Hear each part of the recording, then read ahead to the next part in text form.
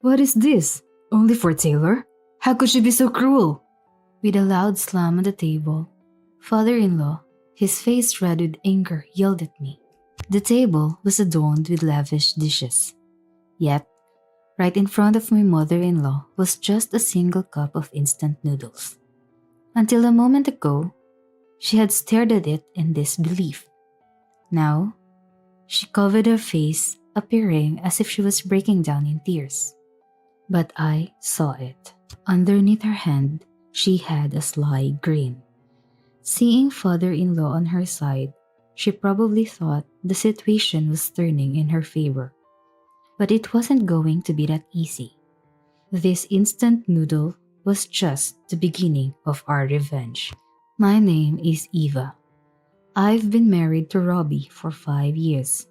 We had our first daughter last year, and now I'm a stay-at-home mom. We started living with my in-laws right after our daughter was born.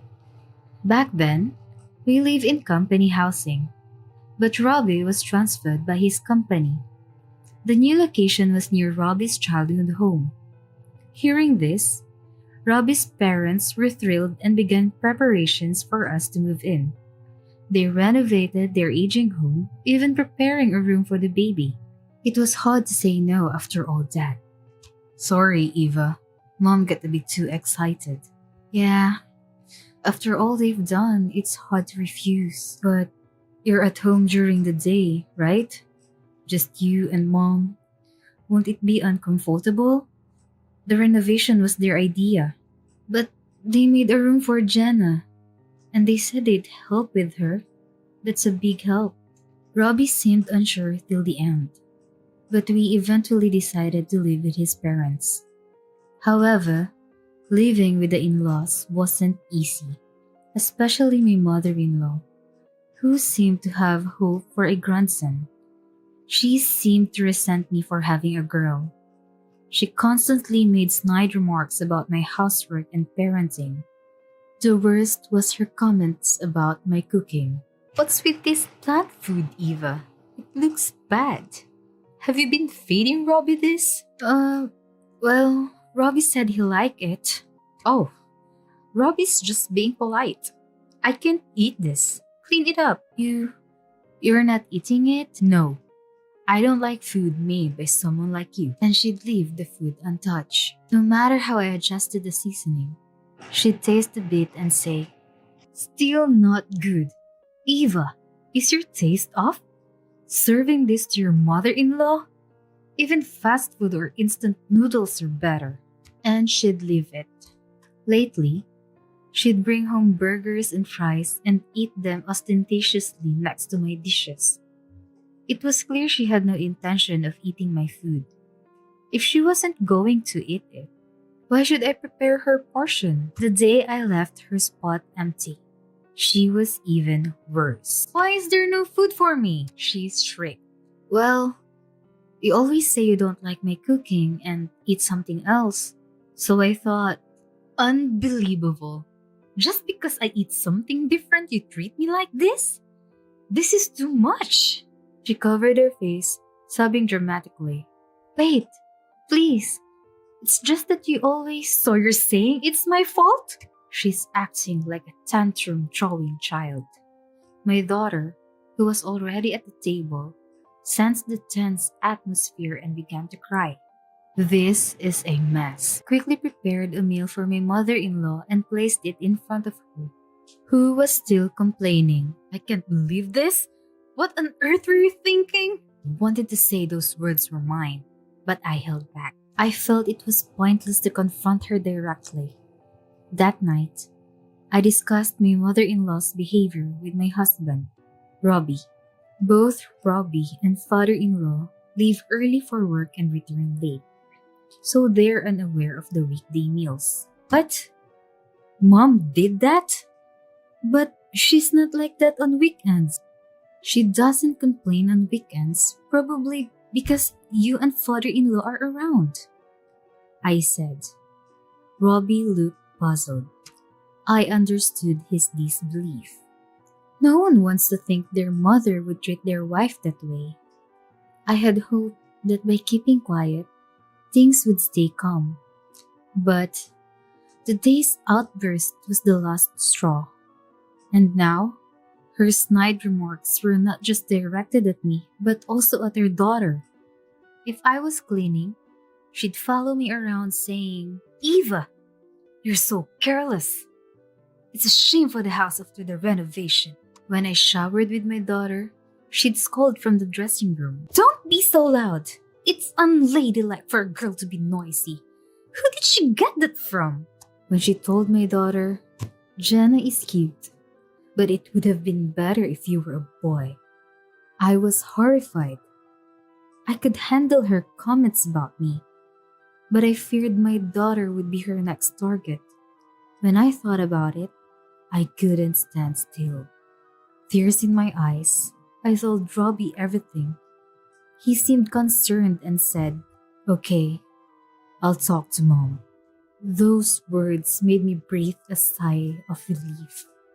I hoped that, as her son, he could make her reflect on her behavior. Once you calm down, you will realize that you are doing something outrageous. After feeling relieved, I suddenly felt doubt rising inside me. But a doubt crept in. Would she really reflect? After all, she told a small child with a smile that it would have been better if she were a boy. Then maybe Mom will. "Eva, are you okay?" "Yeah, I'm fine. Can you help?" "Yeah." I was against living together from the start. As Robbie spoke, I took out my phone and started searching. "Eva, there's laundry piling up. Are you just trying to get Robbie on your side and neglecting the housework?" As expected, Robbie's warning had no effect. With Robbie and father-in-law around, she acted even kinder. But when they weren't, she was even harsher. Hearing her shrill voice, Jenna, who had just fallen asleep, began to cry. Even hearing the crying, my mother-in-law just frowned, showing no guilt. "So noisy for a girl. It's because you always coddle her, Eva. Don't speak ill of Jenna." "I'm not. I'm just saying it would have been cuter if she were a boy." "You're overreacting." She smirked and approached the crib. "Don't waste Robbie's money on these gadgets. Girls grow up fine without them," she said, knocking over the baby monitor. Fell, narrowly missing Jenna's face. As I rushed to check on Jenna, my mother-in-law laughed. "Oh, and next week is Dad's birthday. Are you prepared? We're inviting his colleagues, so don't embarrass us. Though, your cooking is worse than instant noodles." She laughed loudly and left the living room. Holding my daughter, I could only comfort her. "It's okay. Don't cry. It was scary. I won't forgive her. I'll get my revenge." Side, however, a burning desire for revenge against my mother-in-law raged. A few days later, as she had mentioned, father-in-law's birthday arrived. In their family, they had a tradition of hosting a small home party for father-in-law's birthday every year. This year, upon hearing about it, father-in-law's subordinate said, "Please let us celebrate too," and was invited. Of course, the usual relatives would also attend. It's easy for father-in-law to just invite people, but I wish he'd consider the one who has to prepare everything. I had to clean and tidy up the living room, which would be the party venue, and prepare meals for over 10 people. Of course, there was no chance my mother-in-law would help. She just stood behind me giving orders without lifting a finger. Even when Robbie offered to help, saying, "Mom, Eva, should I help with something?" she'd dismiss him, saying, "Oh, no, Robbie, you don't have to do anything." And then add, "Eva is so good at winning Robbie over, making him do housework. Aren't you ashamed as a wife?" As the relatives and father-in-law subordinates began to arrive, she quickly left the kitchen. I overheard her boasting, "Isn't our house lovely? It's always clean." I can hear people saying things like, "No, that's not true. I just clean my house properly." I'm the one who cleans it. With anger boiling inside, I continued preparing the food. And a few minutes later, all the guests had arrived and were seated, waiting for the food. My mother-in-law, of course, took the seat next to father-in-law, chatting away as if the food would magically appear. When I entered the living room with the dishes, there was a chorus of admiration. "It looks delicious! So stylish!" My mother-in-law, ever the opportunist, said, "Right? Well, I made the two."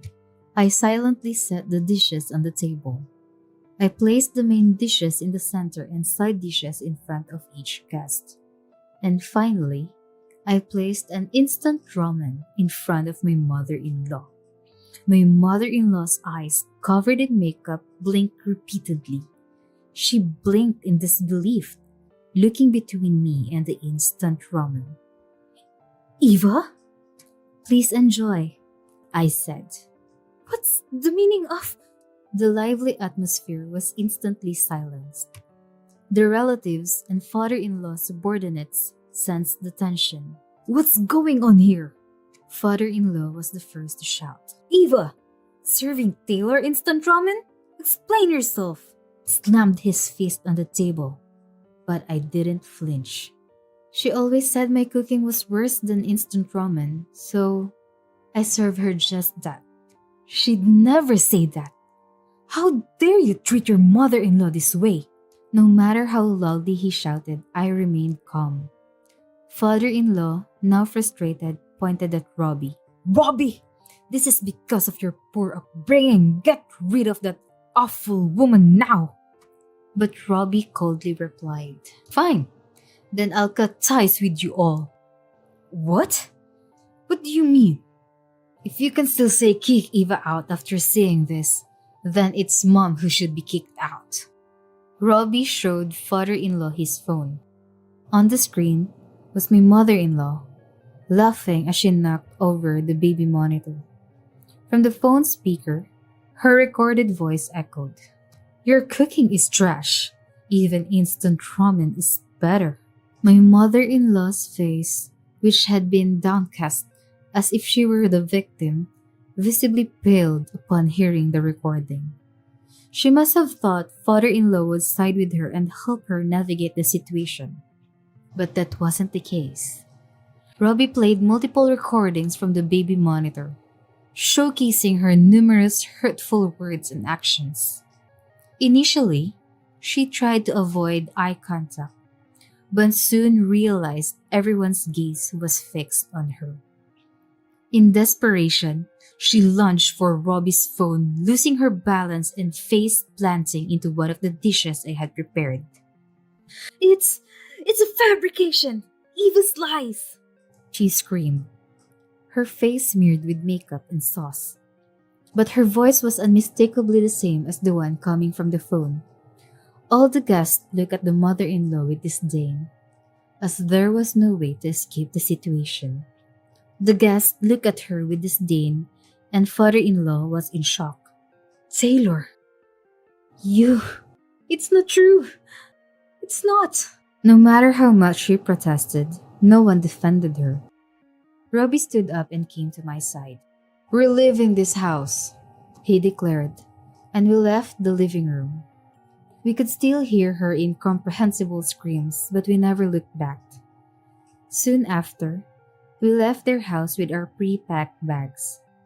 Everything that happened was a plan Robbie and I had devised. When Robbie learned of her harassment, he had consulted father-in-law, who refused to acknowledge his wife's behavior. We feared that without undeniable evidence, we'd be forced to continue living with them. So, Robbie devised a plan to expose her in a way she couldn't deny. The baby monitor and enduring her verbal abuse were all part of it. After moving to our new home, father-in-law reached out to apologize. He apparently divorced her after the incident. In front of his relatives and subordinates, his wife's disgusting behavior was revealed, and father-in-law even made a comment to cover it up. Robbie thought that they would have lost face if they didn't get a divorce. We don't know how she's managing now. But she tried to approach Robbie at his workplace, not knowing our new address. She was reported as a suspicious person and taken by the police.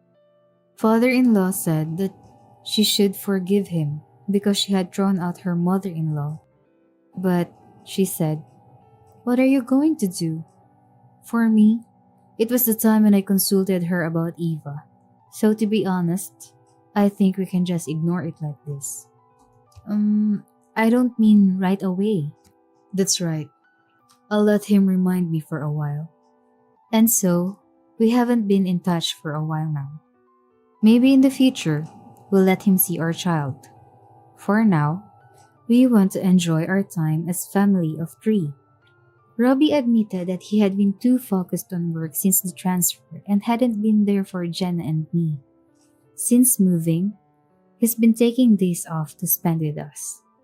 We're looking forward to a peaceful life together in our new environment.